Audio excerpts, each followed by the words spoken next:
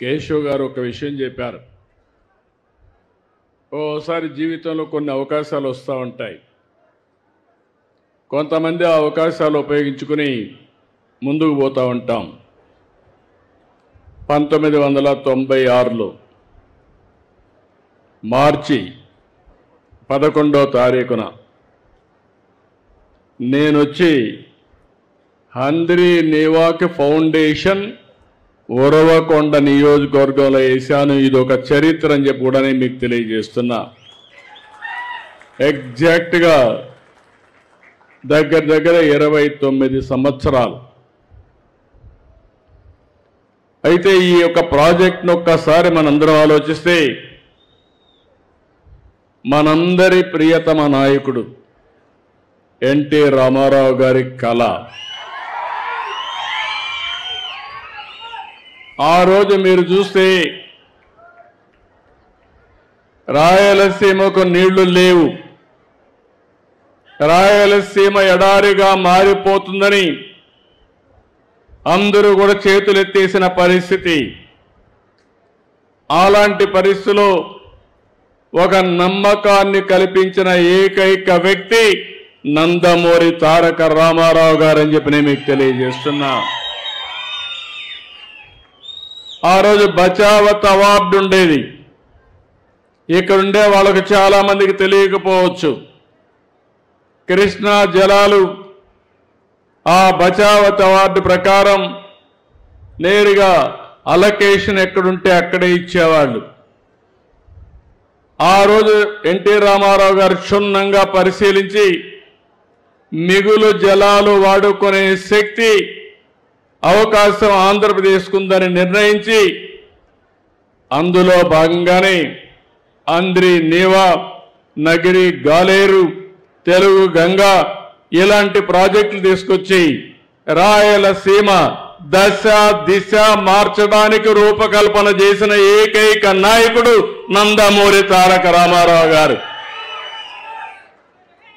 ఆ తర్వాత నేను ముఖ్యమంత్రి అయిన తర్వాత నేను ఆలోచించాను. నేను చాలా విషయాలు ఈ జిల్లాలో చూశాను.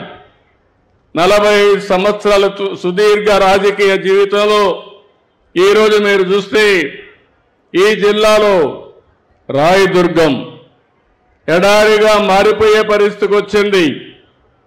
దానిపైన నేను ఆలోచించి మళ్ళీ ఎడారిగా మారకుండా ఉండడానికి ఏమేం చేయాలో అలాంటి కార్యక్రమాలు చేపట్టాం.